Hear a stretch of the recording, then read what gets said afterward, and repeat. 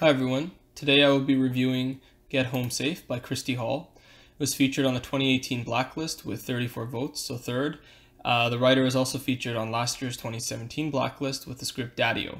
So the logline reads, "A young woman must get home by herself on Halloween with no cell phone battery and a group of Gamergate trolls out to get her." So before I start, because I have quite a few opinions on this, I want to first start by just saying I respect the writer for her ambition and her spunk.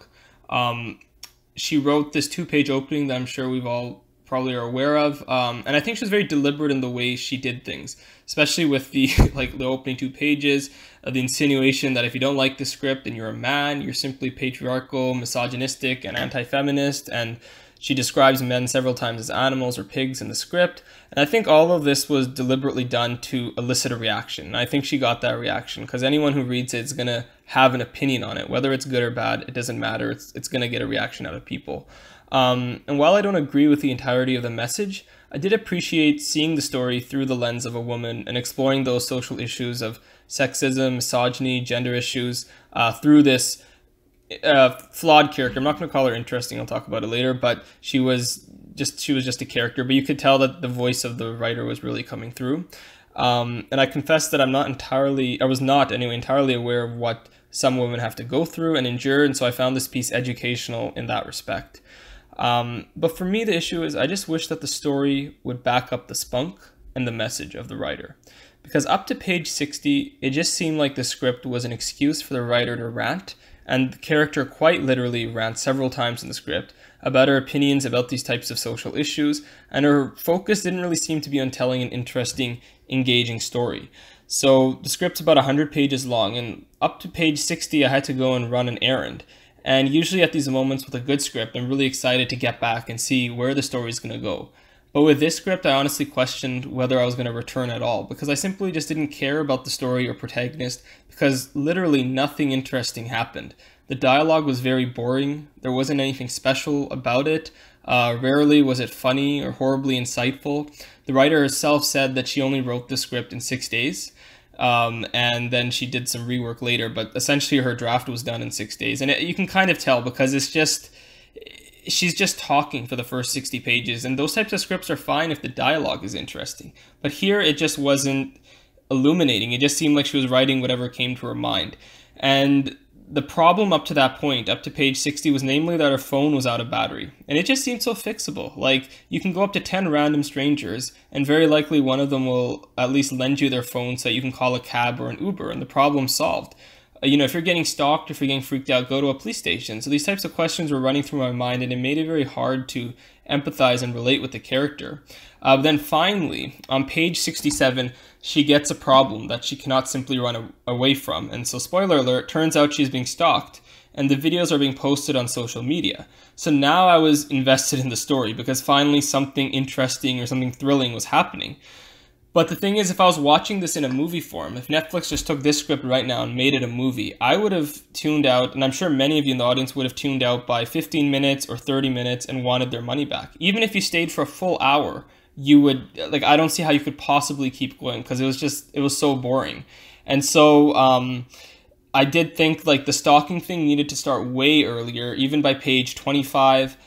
We needed to have a clear presence of who and what the danger is, because I believe the villain that eventually comes up is pretty menacing, but he should have more screen time, and he should be making a much earlier presence and be doing threatening things to her earlier on, so that we're invested that, okay, she's actually facing a threat that she can't simply run away from.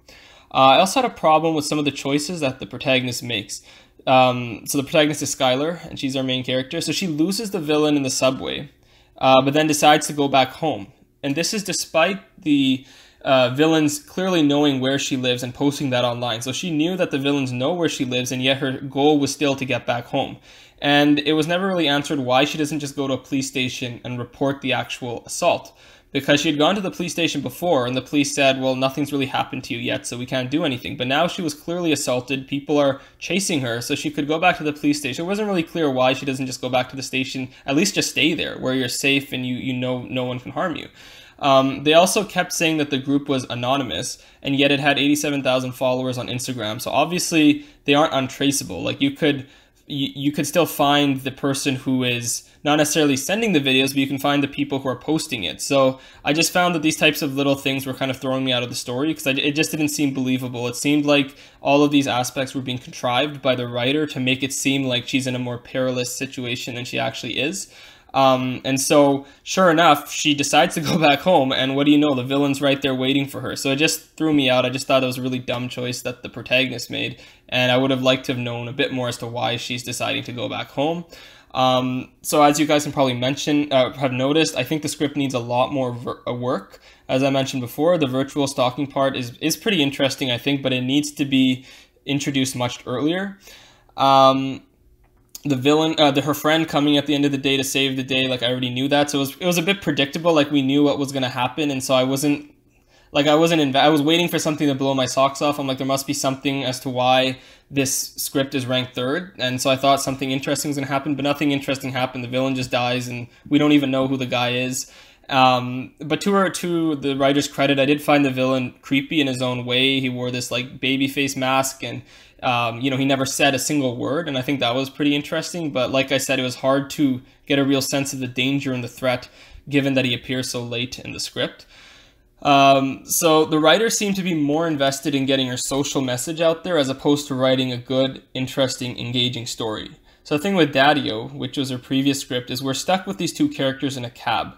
And because they're talking constantly, at least we get to know them a bit better. So I was still invested in Daddy-O because I wanted to see how it would turn out. But here, Skylar or even her friend or all the other characters, they're just not interesting. There's nothing nuanced about them. There's nothing three-dimensional about them. And it's very hard to just relate with them and really care about what's going to happen. I just felt like I was watching this empty horror film where nothing even that terrifying happens. It's just these people existing, and they save the day and they're fine at the end. So I think in conclusion, in terms of my rating right now as the script stands, I want my money back. I want my time back. I felt like this was a waste of my time, and I didn't really learn that much from it except things on what not to do.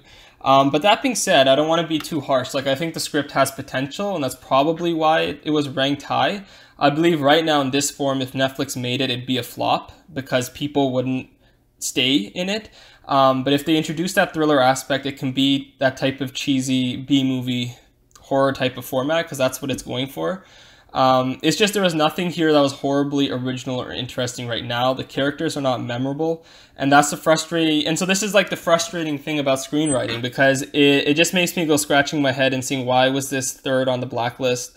And I'm just assuming that the people out there, development people, just saw potential in this, or that they really liked the message and valued that over the actual story.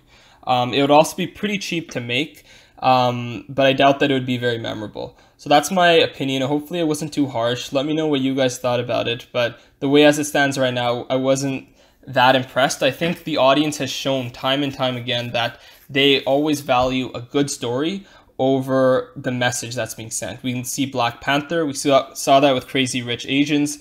Even Searching, like, no one care. I'm not against like women. I'm not against these types of messages. I'm a liberal. I'm for this stuff. But I believe when I'm reading a screenplay, I don't care about the message. The message can be anything. It's about the story, and it's about the characters and the relationships. And the way you convince other people about your message, whatever it is by making us relate with those characters and by telling us a good story. Here, I didn't feel that there was an emotional journey. I didn't feel like anything that bad even happened yet. It was getting thrilling near the end, but I'm not sure if that's just because the first 60 pages were just so boring that literally just anything happening would be better.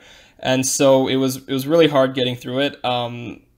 And so, yeah, that's my opinion. Let me know what you guys thought.